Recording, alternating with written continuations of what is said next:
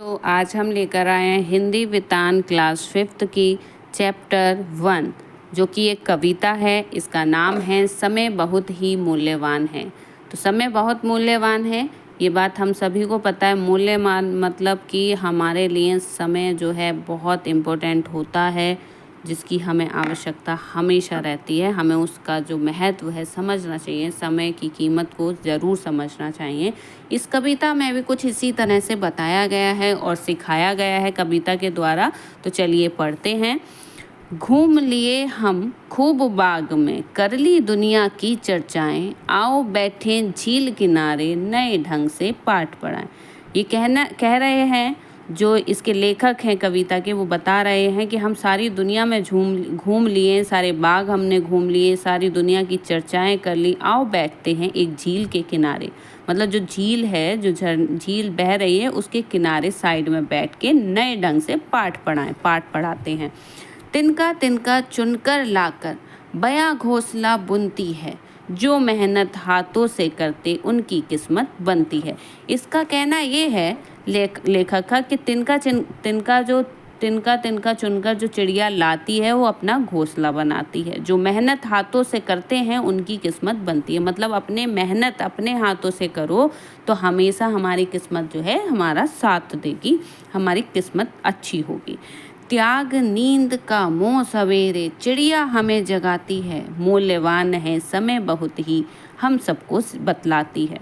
मतलब अपनी नींद को त्यागो, मोह को त्यागो, नींद को त्यागो। मतलब आप ज़्यादा देर नहीं सो, फालतू टाइम जितना भी आपके पास है आप उस समय पे अपने और चीज़ों को करो और कामों को करो, पढ़ाई करो और ज़्यादा से ज़्यादा अपना ध्यान रखो, पेरेंट्स का ध्यान रखो, उनके साथ दो। मोह सवेरे चिड़िया हमें जगाती है और बहुत जल्दी हमें चिड़िया जो है जगा देती है। मूल्यवान है समय बहुत ही हम सबको बतलाती है। वो कहती है कि भाई समय की बर्बादी मत करो, समय हमारे लिए बहुत कीमती है, हमें अपने समय को, अपने टाइम को बर्बाद नहीं करना चाहिए।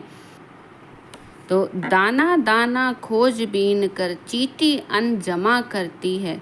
जो चींटी होती है वो एक तो छोटी सी होती है, लेकिन फिर भी कितनी मेहनत करती है। एक एक दाना ले जाकर अपने घर में जमा करती है, खाने के लिए अन्न को इकट्ठा करती है। बुरे समय के लिए बचाओ, ये शिक्षा हमको देती है। वो ये कहती है कि छोटी सी चींटी हूँ मैं, लेकिन हम मेहनत बहुत करते हैं। एक एक दाना उठाकर अन्न का हम जमा करते हैं ताकि कभी भी हमारा बुरा समय आए, बुरा वक्त आए तो वो हमें खाने को खाना जो है मिल जाए, जो अन्न है वो हमें खाने को मिल जाए। ये शिक्षा हमें चींटी सिखाती है कि किसी भी चीज़ को बर्बाद नहीं करना चाहिए और कड़ी मेहनत करनी चाहिए। देखो कांटे ओढ़ पहनकर फूल सभी मुस्काते खिलते, वहीं सुखी जो सहे मुसीबत, इन जैसे ही हंसते हंसते।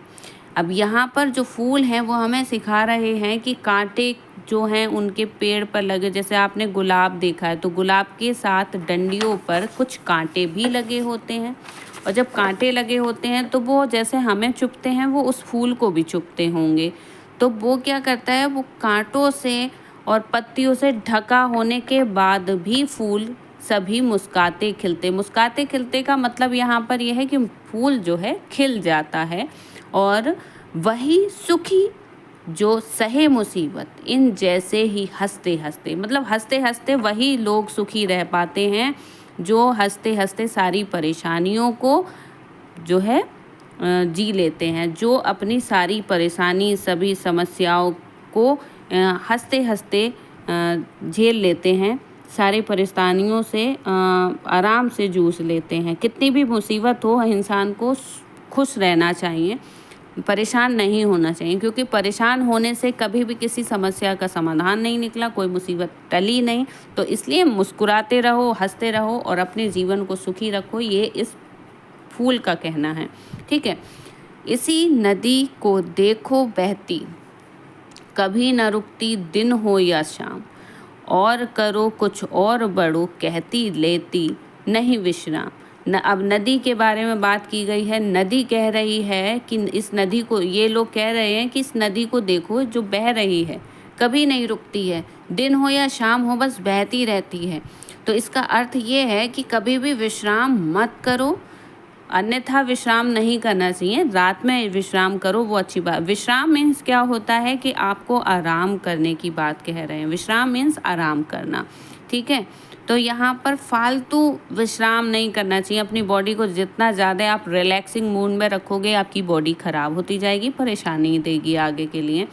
तो इस नदी की जैसे दिन हो चाहे रात हो, बहते जाओ, बस बहते जाओ, काम करते जाओ, कोई भी विश्राम मत लो, ये इस नदी ने कहा है।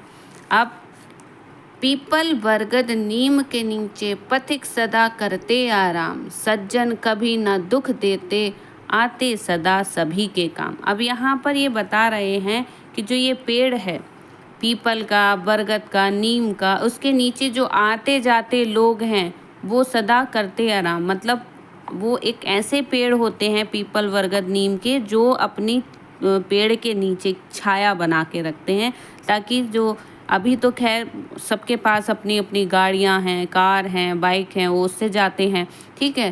पहले के लोगों के पास ये सब वाहन नहीं होते थे, तो वह पैदल ही सफ़र करते थे। तो जब पैदल सफ़र करते करते थक जाते थे तो इस तरह से पेड़ के नीचे छाँव में बैठ जाते थे। तो ये जो पीपल, बरगद, नीम के नीचे पथिक सदा करते आराम, तो ये आराम करते थे वहाँ पर। सज्जन कभी ना दुख देते। जो सज्जन होते हैं, जो अच्छे लोग होते हैं, वे कभी किसी को दुख नहीं देते हैं।